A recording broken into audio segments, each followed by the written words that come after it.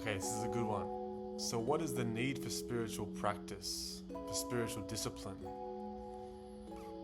You know, a lot of people think that they can get this realization of their true nature, or of the spirit, of the soul, of the Atman, of Brahman, of reality in a instant without putting in any effort. But spirituality or spiritual process, spiritual progress is no different to any other pursuit, any other worldly pursuit. If you want to be a great tennis player, you spend hours and hours and hours and hours on the court. Backhand, forehand, serve, volley. You get immaculate in your technique. If you want to be a pro basketballer, the same principle applies. To become a master at anything, it takes 10,000 hours, approximately 10 years. Look at all the great athletes, the great sportsmen, the great actors, the great rappers, the great musicians, the great entertainers. Michael Jackson, the Jackson 5. You know, his dad, very cruelly, you could argue, very aggressively inundated them and inculcated the Jackson 5 with impeccable dancing, to the point where even 1 foot out of line would result in a physical violence threat. Now, I'm not saying that's the way to go, of course not. But spiritual pursuit is no different. I'm here to demystify the spiritual pursuit, the spiritual path. It's not a mystical path. People give these terms mystical or spiritual or cosmic, and it confuses people and it alienates people. Essentially, a spiritual discipline allows you to realize your true nature. Now, there's nothing mystical about realizing who you are, your true identity, your true nature, the face that's always been with you, despite your shifting thoughts, feelings, relationships, sensations, circumstances. Now, what a spiritual discipline or practice would allow you to do is to be in contact with your inherent and innate peace and joy, regardless of circumstance. You'll become immovable, unshakable. So yes, the answer is you do need a spiritual practice to achieve that supreme bliss and tranquility. So no one succeeds without any effort, whether it's in the worldly domain or the spiritual realm. Mind control is a prerequisite to any spiritual pursuit. You cannot achieve spiritual growth without the conquering of the mind. Now, the controlling of the mind only serves as a means to realize that what you are as pure awareness, pure consciousness, is simply has only ever been observing thoughts and feelings.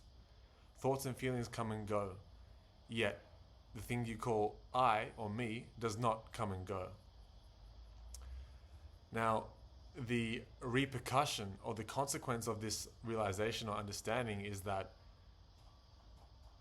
the aspirant or the individual who sincerely inquires into this ceases identifying him or herself with their changing thoughts and feelings, and is always and ever abiding as the self, as the true self. In different traditions, they call it by different names. In the Hindu tradition, the yogic tradition, they call it the Atman. In Buddhism, they call it emptiness. In the Christian tradition, they call it the Holy Spirit. So all across the globe, there's been an understanding of this. So a spiritual practice, whether it's meditation, whether it's yoga, whether it's Tai Chi, whether it's Qigong, whether it's simply walking in the forest and watching your breath, whatever the practice is, it all serves as a median, as a vehicle to access your true nature, of which is made of pure joy, bliss, and awareness. Now, the reason why this is so so beautiful is because everybody is seeking joy, peace, and happiness. And the practice, the spiritual practice that you put in, will eventually allow you to overcome any restlessness, any anxiety, any boredom, any sorrow. The power of sadhana, they call it, spiritual discipline, allows you to transcend the inevitable onslaught of misery that comes to all humans. No one succeeds without effort. This even-mindedness, this equanimity of mind is what is wanted, is what is desired. One cannot be anxious and joyful.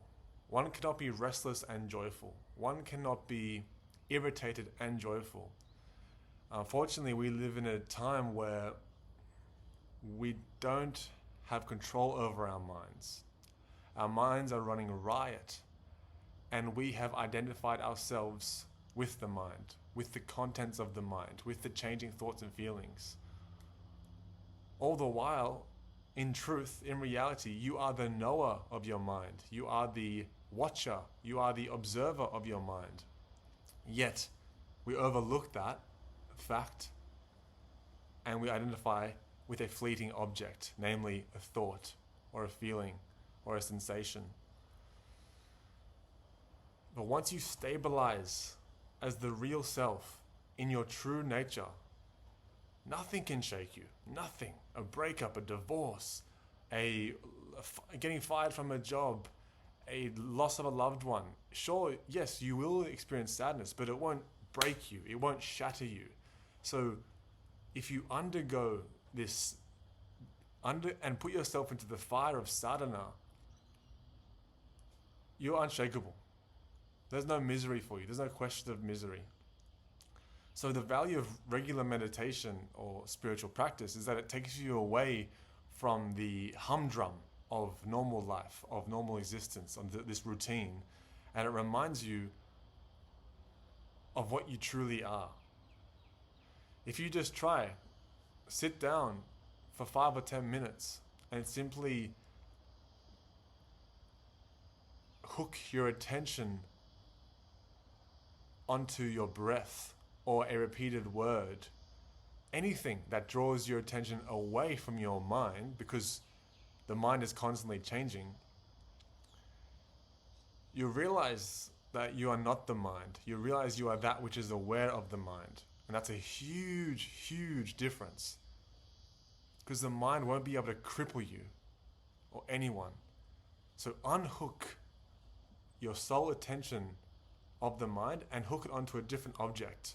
Whether it's a mantra, whether it's following the breath, whether it's following your footsteps, whether it's doing Tai Chi, yoga, whether it's saying like a prayer. In the Christian tradition, they do like all these Hail Marys.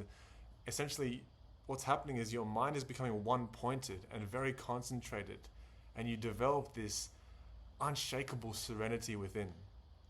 And that is what everybody is looking for. They're looking for that peace and joy, which is found in the serene mind. So the ordinary man, the ordinary person is all the time restless. And as they do their meditation or their practice, whatever it is, as they become still, once in a while, they still get irritated, but less so. And then they deepen their practice, and this restlessness, this irritation, and this frustration arises less and less and less and less. And when the person perseveres, he or she reaches a state wherein all movement stops. And that is where God begins. Thank you.